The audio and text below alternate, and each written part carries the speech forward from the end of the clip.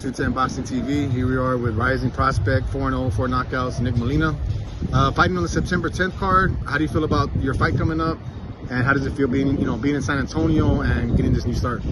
I'm excited, man. I'm really excited for the fights coming up September 10th in Galveston, Texas. And I'm just glad to be here in another city, more opportunities, way bigger opportunities for, hearing from people that I know from around here, Bam and Franco, and knowing everyone that I know. I'm excited. I'm ready for bigger opportunities. Let the fans know, give them a little bit about your background, where you're from, why you got into boxing.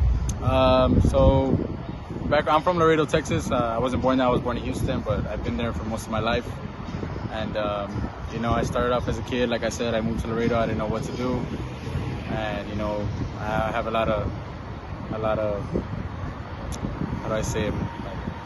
I'm very cautious, and my dad always taught me to always protect yourself. And one way was getting into boxing, and I was able to do that. And eventually, I did amateurs, and it took me a while, but now I feel like I'm finally blooming into who I want to be, because it took me a while. I wasn't that good in amateur, but I did what I could do, and now I'm ready. I'm on this level, and I'm ready to just show out and perform. Do you feel like you have more of a pro style than an amateur style? Eventually, I did find out that it did work out. Because in amateurs, there's a lot of punches, and then the pros, it's more like technical, the hard shots. Yeah, but I think I've accustomed well to the pro style type. I think I'm doing well in the pro style compared to the amateur. Now for your next fight, you're gonna fight at 160 or 168? 168, I think. Yes, my last fight I was at 175, but I took that fight on a 1 week notice. It was during the time where COVID, I just got out of it, and I'm trying to get back to where I was, usually 160, 165, but I think 168 would be a good fight weight for now. Who are some of the guys that you admire, that you got some of your style from, that you watched growing up in boxing? The ones that I watched growing up probably was, I think the most person I probably watched also was Crawford. I watched Crawford a lot since I was young, and T-Bud, I really liked his style, and it's a chess match when you fight him, so I like that, and I like doing that. Even though it's a bigger weight division, it's still the same. I like to outbox. I know I have 4 knockouts, but I'm not worried about that. I love the sport of boxing for its technicality and just for the art itself.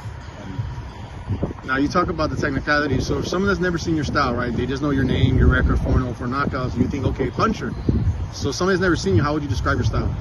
I think it's a very strategic type of style where I come with a game plan and I flow through with it, and if anything, I like to adjust. Even if I have a game plan and I don't go through with that game plan, I'm the type that I can adjust to any situation.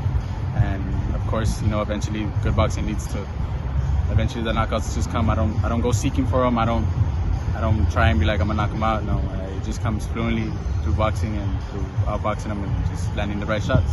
Now you mentioned Crawford was a guy you watched a lot.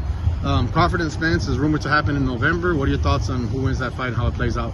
Well, like I said, I'm all about T-Bud, so I'm going with Crawford on that one. But Spence is a really good fighter. I think it's going to be a very tough fight, but when it comes to a chess match, I feel like T-Bud is probably going to pull it off.